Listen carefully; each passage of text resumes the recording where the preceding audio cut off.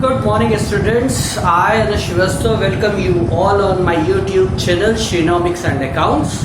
And this channel deals with the various subject matter of economics and accounts, which is highly useful for the students of class 11th, 12th, ISC, CBSE board, as well as a student of BBA and MBA.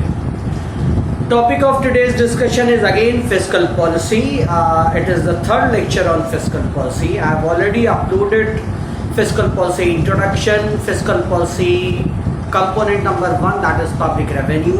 Again, I am dealing with the public revenue and very important subtopic, that is taxation, direct taxation as well as indirect taxation. In my previous lecture, I have already conveyed what is taxation. Taxation is a source of revenue for the government. It is a compulsory payment by the citizens of the country, and it assures no kind of quid pro quo to the public. That is, something will be returned by the government is not guaranteed under taxation. Taxation is a simple source of collection of revenue for the government. Government collects revenue, and then after that, as per the requirement of the country, it implements various welfare schemes. This taxation introductory part is available in my previous video, fiscal policy public revenue. Today I am coming in the details of taxation, and taxation is basically two types. One is direct taxes and another is indirect taxes. I will cover both merits and demerits of both within this lecture, and I hope it would be useful to you. सबसे पहले I am taking what is direct taxation. तो पहले taxation में दो शब्दों का मतलब समझ लीजिए, सारी प्रॉब्लम सॉल्व हो जाती है. एक होता है incidence of tax, दूसरा होता है impact of tax. One is incidence of tax, the person who has to file the return, the person who is accountable to the government whether tax is submitted or not. The person who is accountable is considered as incidence of tax is falling on that person. And the second one is impact of tax. From whose pocket tax is coming out? किसकी जेब से पैसा निकल रहा है tax का? He bears the burden of tax, और वहां पर हम कहते हैं impact of tax. और कौन सा पर्सन अकाउंटेबल है, कौन सा पर्सन रिटर्न फाइल करेगा, कौन सा पर्सन ये इंश्योर करेगा कि टैक्स प्रोसीड गवर्नमेंट के पास जमा हो, भले उसकी जेब से निकले या ना निकले, गवर्नमेंट के पास टैक्स जमा हो. That is incidence of tax. Now what is direct taxation? Direct taxation is when the incidence of tax and impact of tax falls on the same person. When the incidence of tax and impact of tax is falling on the same person, yani the person who is responsible to file the return is also responsible to bear the burden of tax. Return भी वही जमा करेगा, अपनी जेब से पैसा निकालेगा भी, और उसके बाद टैक्स गवर्नमेंट को जमा करेगा. Person who files return also pays the tax, that is bears the burden of tax. When this remains same, it is direct taxation. Few examples of direct taxes are income tax, corporate tax, gift tax and wealth tax that I have explained in my previous lecture. You can see there. This all is referred as direct taxation. What are the merits and the demerits of direct taxation? What are merits? सबसे पहली चीज है direct taxation might be progressive. What is progressive tax? When the tax can be increased with increased level of income of individual, it is progressive tax. बहुत कम income वालों से हम tax नहीं लेंगे. 5 लाख तक जो टैक्स इनकम का 3 लाख तक जो कमा रहे हैं उन तक कोई टैक्स नहीं लिया जाएगा. जो 5 लाख तक कमा रहे हैं उन पर 10% टैक्स लेंगे. जो 8 लाख तक कमा रहे हैं उनसे 20% का टैक्स लिया जाएगा. As the income is increasing, rates applicable of tax are also increasing. These are referred as progressive tax, इसमें रिच लोग ज़्यादा टैक्स पे करते हैं गवर्नमेंट को, मिडिल क्लास इनकम ग्रुप थोड़ा कम टैक्स पे करता है प्रोपोर्शनेटली, और लोअर इनकम ग्रुप वाले बिल्कुल भी टैक्स नहीं पे करते हैं। तो एक तरीके से who is able is bearing the burden of the taxation. Same is the case with the elasticity, लचीला होता है। You have options to whom you have to charge no tax, on whom you have to charge few tax, on whom you have to charge high taxation. Luxury taxes भी चलते हैं, 5 star hotels में जाइए, वही basic चीजें बहुत बहुत महंगी हो जाती हैं, कॉस्ट ऑफ प्रोडक्शन उतना ज्यादा नहीं होता, लग्जरी टैक्स बहुत ज्यादा होता है। गवर्नमेंट कहता है कि अगर आप लग्जरीज अवेल कर रहे हैं तो you have high income group, when you have high income group pay more tax to the government, so it is little flexible. You can charge no tax on low income group, you can charge high tax on high income group. Then there is certainty. Government को ये खूब अच्छे से पता रहता है कि normally लोगों की इनकम क्या है। Government employees salary is fixed, private employees salary is fixed, it always increases, it never comes down. Businessman की भी अगर बहुत ज्यादा इकोनॉमिक फ्लक्चुएशन नहीं आता तो उनका टर्नओवर भी मोर और लेस फिक्स होता है। टैक्स इंपोज होता है इनकम पर, when income is fixed tax will also be fixed. So certainty is there कि गवर्नमेंट को कितना टैक्स मिलेगा। Then there is social objective. Social objective is हर कोई चाहता है कि गरीबों पर कम टैक्स लगे, रिच क्लास पर ज्यादा टैक्स लगे, रिच से ज्यादा टैक्स कलेक्ट करेंगे, गरीबों के लिए वेलफेयर स्कीम्स लॉन्च करेंगे, ट्रांसफर ऑफ फंड होता रहता है, रिच से पैसा लेते रहेंगे और उसके बाद गरीबों को हम देते रहेंगे। So social objective is also attend. Now economy from whose point of view? Government's point of view, who is collecting taxes. Government के लिए इकोनॉमिक होता है। क्यों कम इकोनॉमिक होता है? If I am a salaried employ, I am responsible to file the return to the government. मैंने साल भर में कितना कमाया मैं बताऊंगा, मैं ही कैलकुलेट करूंगा मेरा इनकम टैक्स रिटर्न कितना बना, मेरी टैक्स लायबिलिटी कितनी बनी, उतने की चेक काटूंगा, गवर्नमेंट ऑफ इंडिया के नाम पे पोस्ट काटूंगा, बैंक से पैसा ट्रांसफर हो जाएगा गवर्नमेंट पर। गवर्नमेंट का खर्चा ही नहीं हो रहा है इसको कलेक्ट करने में, उसे मैन पावर नहीं अपॉइंट करनी पड़ रही, उसको लोगों को नहीं अपॉइंट करना पड़ रहा, बहुत कम लोग अगर अपॉइंट करने पड़ते हैं इनकम टैक्स और corporate tax point of view से, क्योंकि सारा का सारा काम बिना सिस्टम के हो जाता है। Why? Because I am accountable for my income and my tax liability. अगर मैं रिटर्न ना भरूं और मैं टैक्स लायबिलिटी ना पे करूं, मेरी इनकम ब्लैक हो जाएगी। Got the point? So it is economic to the government. And last is civil consciousness. मेरे दिमाग में ये रहता है कि अगर मैंने इतना टैक्स पे किया है तो ये भारत की अर्थव्यवस्था को बढ़ाने के काम में आ रहा है। That gives me some social recognition, and that social recognition certainly enhances my morale also. Now then there is demerits. इसकी कुछ बुराइयां भी होती हैं, और वो बुराइयां क्या होती हैं? Discourages work. High income group वाला हाई टैक्स पे करेगा, कहीं ना कहीं ये डिस्करेज करेगा, और टैक्स रेट्स बहुत ज्यादा है। If you come in high income bracket का टैक्स रेट इज 30%। अगर आपने 100 रुपए लिए तो गवर्नमेंट 30 रुपए ले जाएगा, आपके पास सिर्फ 70 बचेंगे। It somehow discourages. जब आप एक इनकम स्लैब से हायर इनकम स्लैब पर जा रहे होते हैं तो आपकी टैक्स लायबिलिटी बहुत ज्यादा बढ़ती है, और ऐसे में लोग ये कोशिश करते हैं कि छोड़ो यार, हमारी टैक्स लायबिलिटी बहुत ज्यादा बढ़ जाएगी, and that moment people do not go. Tax evasion, इसमें टैक्स इवेजन अवेलेबल है। पहले टैक्स इवेजन की हिंदी समझ लीजिए, इसकी हिंदी से इसकी मीनिंग बिल्कुल क्लियर हो जाती है। टैक्स इवेजन का मतलब है कर चोरी। कैसे कर चोरी करें? हम अपनी इनकम शो ना करें, हम एक जगह पे जॉब कर रहे हैं और दूसरी किसी जगह से इनकम अर्न कर रहे हैं, और अगर वो कहीं शो ना करें तो वो इनकम अकाउंटेबल नहीं होगी, उस पर मुझे टैक्स नहीं पे करना पड़ेगा। कहीं ना कहीं ये बहुत सारे लोगों के दिमाग में घूमता रहता है कि हम कैसे अपनी इनकम को कम से कम शो करें जिससे हमारी टैक्स लायबिलिटी कम से कम हो जाए। लिमिटेड कवरेज, जैसा मैंने आपको बताया कि गरीब लोगों पर ये बहुत ज्यादा टैक्स इंपोज नहीं होता है, तो बहुत कम लोग ही आते हैं टैक्स नेट में। अब आप ही देखिए इंडिया में इस समय 5 लाख से कम इनकम वालों पर टैक्स इंपोज नहीं हो रहा है, तो बचे ही कितने लोग बात जो टैक्स पे करेंगे। जब टैक्स नेट कम हो जाएगा तो टैक्स रेवेन्यू भी डायरेक्ट टैक्सेशन से कम हो जाता है। Then next is arbitrary.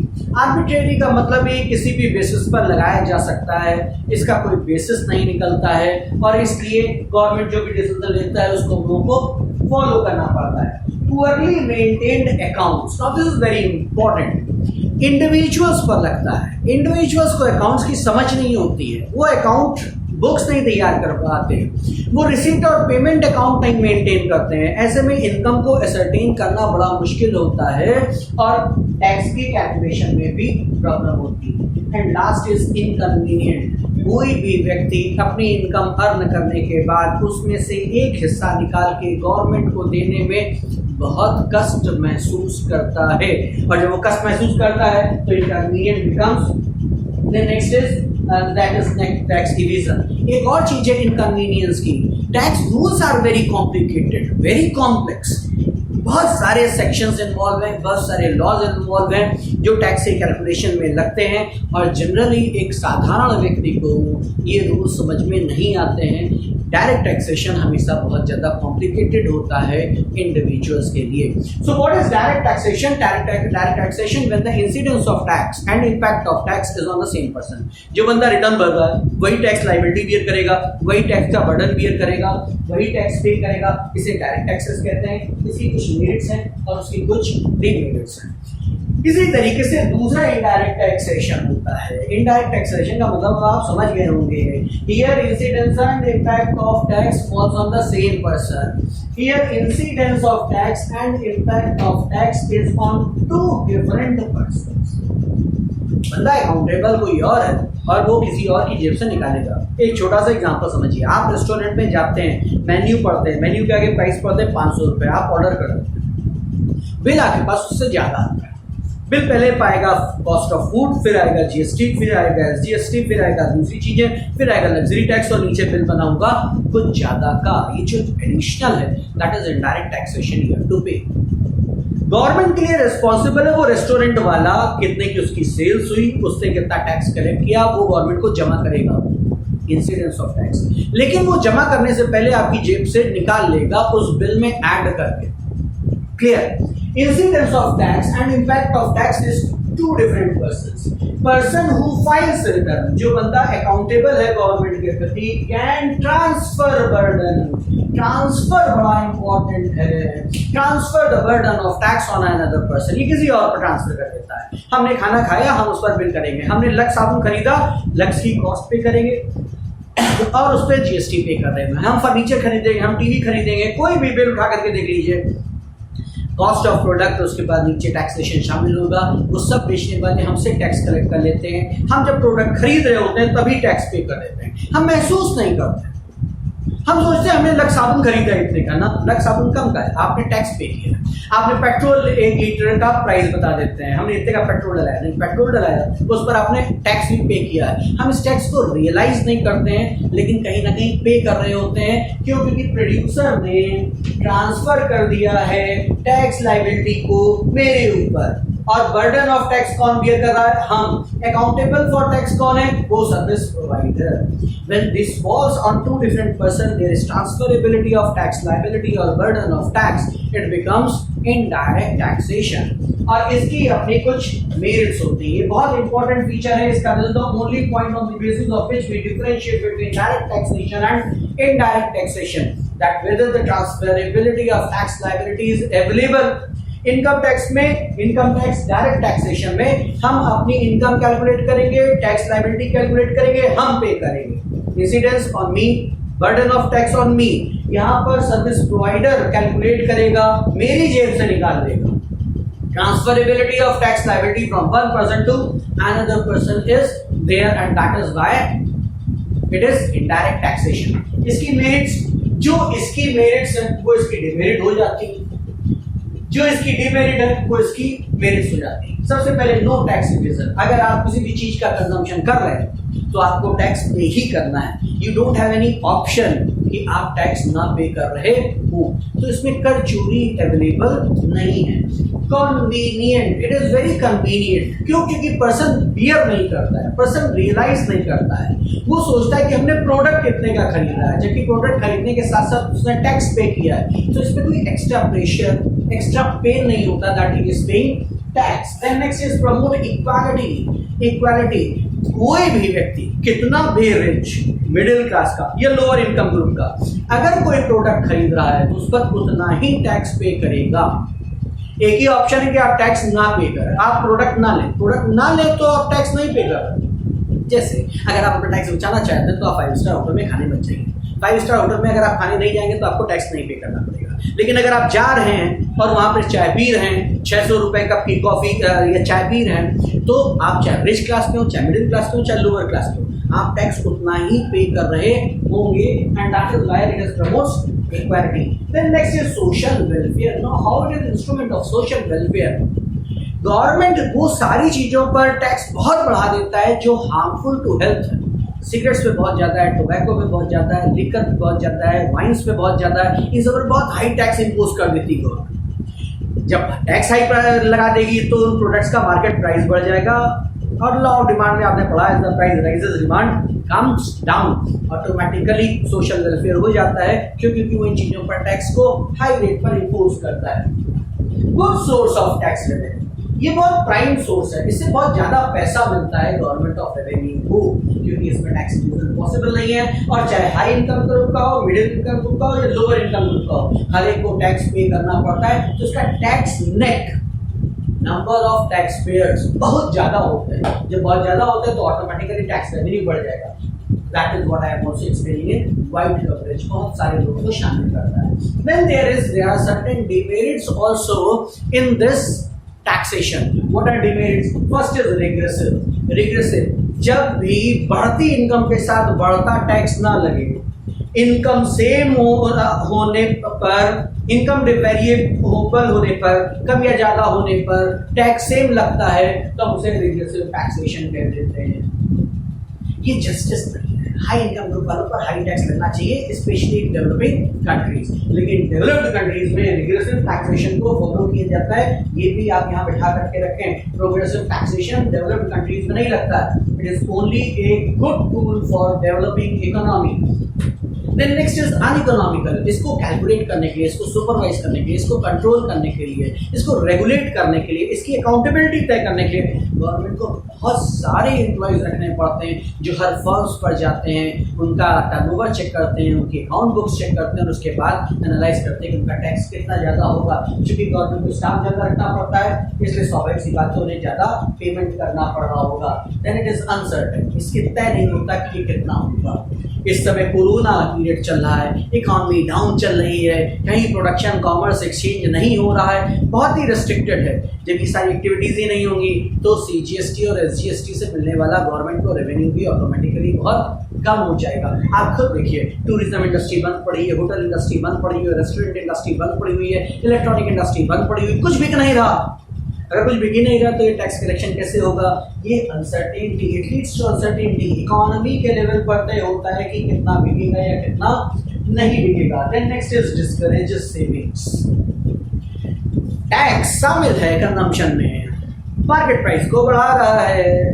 आप जब प्रोडक्ट को खरीदेंगे तो बड़ा मार्केट प्राइस पे करेंगे, ऑटोमेटिकली आपकी सेविंग्स कम हो जाएंगी। Then next is inflationary. फिर से जितना आप टैक्स लगाते जाएंगे मार्केट प्राइस उतना बढ़ता जाएगा। इन्फ्लेशन की डेफिनेशन क्या होती है? When the prices of commodities rises over a long period of time in a sustained and continuous manner, it is referred as inflation.